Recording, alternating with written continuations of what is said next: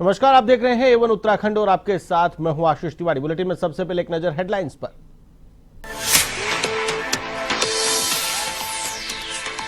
CM ने चमोली आपदा का किया हवाई सर्वेक्षण, अधिकारियों की बैठक में दिए निर्देश, कहा बाकी बचे लोगों का भी जल्द होगा रेस्क्यू।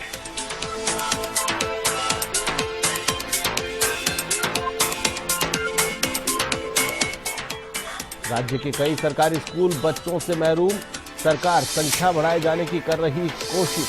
बीजेपी ने कहा कोई स्कूल नहीं होगा बंद।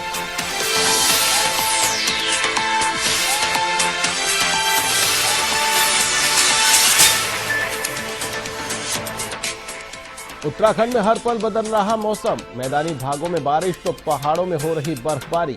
मौसम विभाग ने 3 जिलों में जारी किया रेड अलर्ट।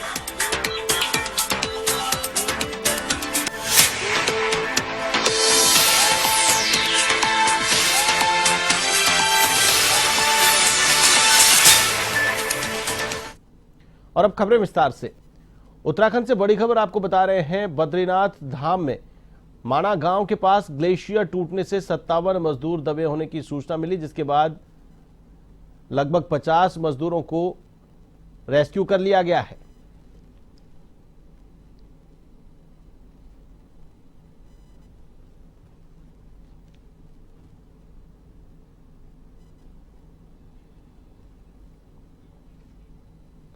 उत्तराखंड के सरकारी स्कूलों से एक बार फिर चौंकाने वाले आंकड़े सामने आए हैं। राज्य में कई सौ स्कूल ऐसे हैं जहां बच्चों की संख्या 1 से लेकर 5 तक है।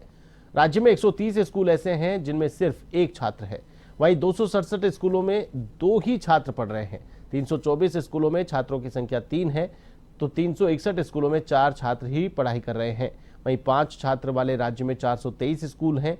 इस मामले में भाजपा की प्रदेश प्रवक्ता हनी पाठक ने कहा कि आंकड़े वाकई चिंताजनक है, लेकिन राज्य सरकार की तरफ से लगातार स्कूलों में बच्चों की संख्या बढ़ाए जाने की कोशिश की जा रही है। पलायन भी एक मुद्दा रहा है, लेकिन रिवर्स पलायन पर सरकार का जोर है।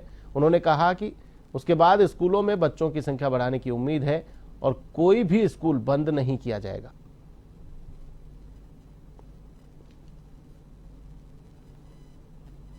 ये आंकड़े वाकई में चिंताजनक है, लेकिन ऐसा नहीं है कि हमारी सरकार इस पर कोई भी कार्य नहीं कर रही है। बच्चों को और ज़्यादा शिक्षा की तरफ अग्रसर कराने के लिए संस्कृत विद्यालयों में 1 से 12 तक की बालिकाओं को छात्रवृत्ति योजना के तहत भी नवाजने की बात करी है हमारे मुख्यमंत्री श्री पुष्कर सिंह धामी जी ने।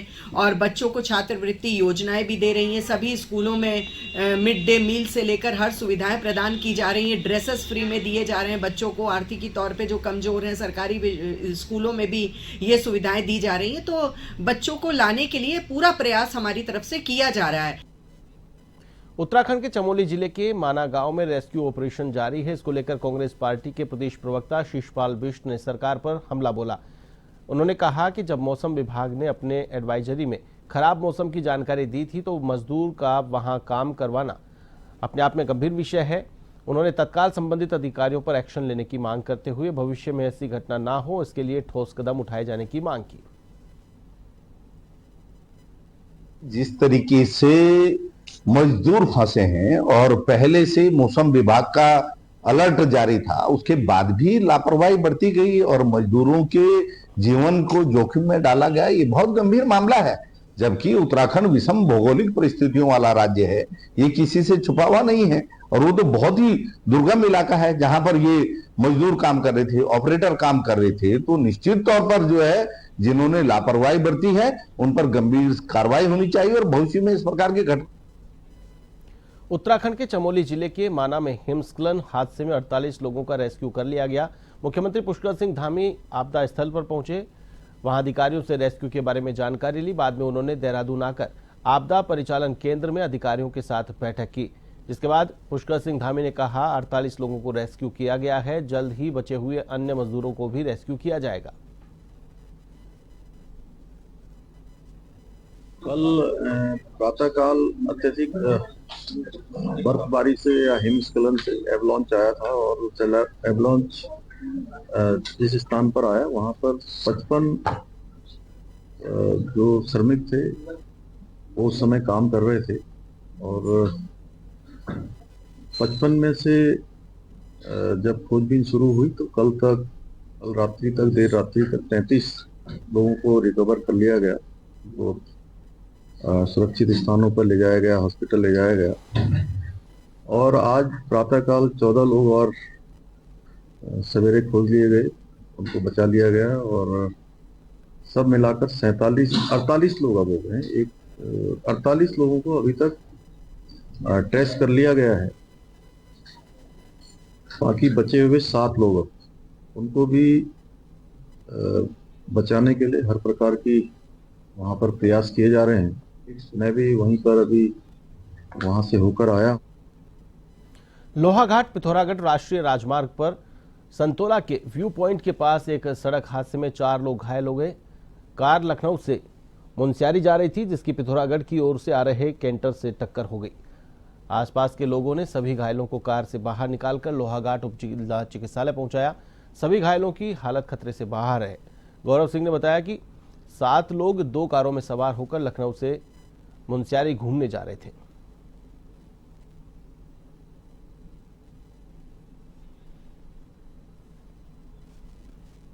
रामनगर के पास भलोन से 3 किलोमीटर आगे एक टेम्पो अचानक अनियंत्रित होकर सड़क से करीब 20 मीटर नीचे गिर गया। इस हादसे में 2 लोग घायल हो गए। ग्रामीणों ने दोनों घायलों को बाहर निकालकर सरकारी अस्पताल पहुंचाया, जहां चिकित्सकों ने प्रकाश सुयाल की हालत गंभीर होने के कारण हायर सेंटर रेफर कर दिया, जबकि दूसरे घायल का उपचार अस्पताल में किया। ये भलोन से करीब 3 किलोमीटर आगे पाती की रोड में गिरा है नीचे। और रात की जो लाइट जला के जा रहे थे, किसी औरत ने देखा, हमारे वहाँ गांव नीचे गांव है, तो उन्होंने कहा कोई गाड़ी गिर गई है ऊपर। तब हम लोग वहाँ पर देखा तो गए, हम फिर गाड़ी मंगाई वहाँ से, फिर हम 5-7 लोग गए वहाँ। तब तक सेना और आईटीबीपी की टीम ने माणा क्षेत्र में किए जा रहे रेस्क्यू ऑपरेशन में 48 लोगों को रेस्क्यू कर लिया। 6 घायलों को हेलीकॉप्टर से ज्योतिर्मठ सेना चिकित्सालय पहुंचाया गया, तो वहीं शेष का रेस्क्यू किया जा रहा है।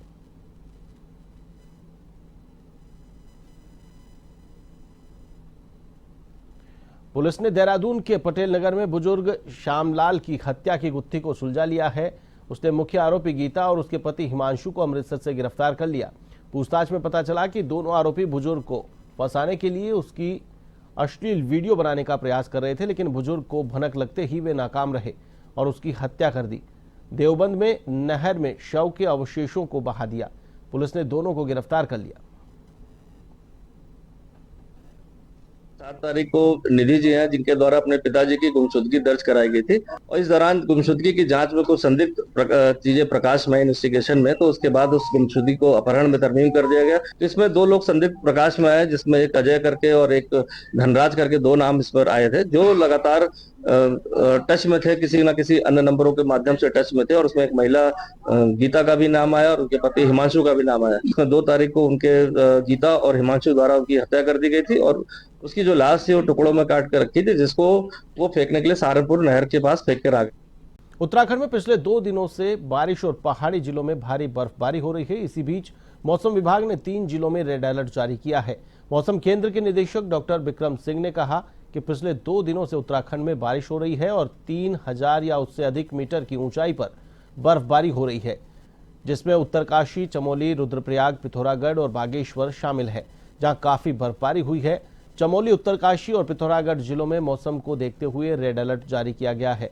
अभी भी भारी बारिश और बर्फबारी हो रही है। ज़्यादातर जगहों में पास्ट 24 आवर्स में हमको जो है हल्की से मध्यम बारिश ज़्यादातर जगह मिली है, और भारी बारिश भी जो है अंदर के डिस्ट्रिक्ट्स हैं, टेहरी हैं, उनमें वो मिली है। इसी तरह जो स्नोफॉल एक्टिविटी वो भी अच्छी रही है। हाई रीचेज में खासकर वेरी हैवी स्नो तक वहाँ पे बिल्कुल रही होगी। तो अगर मैं 1 तारीख के लिए बात करूँ तो करीब सुबह 9-10 बजे से मौसम करीब साफ हो जाएगा एक बार, जो आप उत्तराखंड में देखेंगे, और धूप भी निकलेगी। लेकिन हाँ, ये कह सकते हैं कि जो शाम के टाइम में कुछ क्लाउडिंग फिर से डेवलप होगी इवनिंग टाइम में, और लाइट एक्टिविटी फिर छुटपुट है।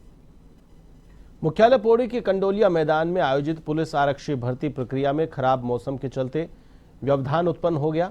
लगातार हो रही बारिश के चलते भर्ती मैदान कंडोलिया में जल भराव होने के कारण नापजोक व शारीरिक दक्षता परीक्षा को स्थगित कर दिया गया। भर्ती समिति के सदस्य तुषार बोरा ने बताया कि परीक्षा 3 मार्च को कराई जाएगी। बाकी अन्य तिथियों में होने वाली परीक्षा यथावत रहेंगी। बुलाए गए 500 अभ्यर्थियों को नापजोक व शारीरिक दक्षता परीक्षा के लिए 3 मार्च को निर्धारित समय के अनुसार पहुंचने के निर्देश दिए गए हैं। पुरुषों की भर्ती होनी थी कार्यक्षेत्रों के संबंध में कंडोलिया मैदान में, ये बारिश के और खराब मौसम के कारण आज स्थगित कर दी गई। जो भी अभ्यर्थी आए हैं उन्हें पर्सनली बता दिया गया है कि ये जो है ये जो परीक्षा है ये 5 तारीख को होगी, शारीरिक परीक्षा। और आपके माध्यम से और प्रिंट मीडिया के और माध्यम से मैं अवगत कराना चाहता हूँ, किसी भी अफवाहों पर ध्यान न दें और 5 तारीख को निर्धारित समय पर वो अपने इसमें पहुंच के शारीरिक परीक्षण केंद्र में पहुंच के परीक्षा करें। रामनगर में खनन कारोबार से जुड़े लोगों का स्टोन क्रशर स्वामी के खिलाफ आंदोलन जारी है। उन्होंने अपना आक्रोश जताते हुए प्रदर्शन किया और जमकर नारेबाजी की। उन्होंने संबंधित विभाग के अधिकारियों से क्रशर मालिकों की मनमानी पर रोक लगाने की मांग की। खनन कारोबारी ने कहा कि खनन सत्र से पहले क्रशर स्वामियों से वार्ता के द्वारा जो रेट निर्धारित किए गए थे वही रेट उन्हें दिए जाए।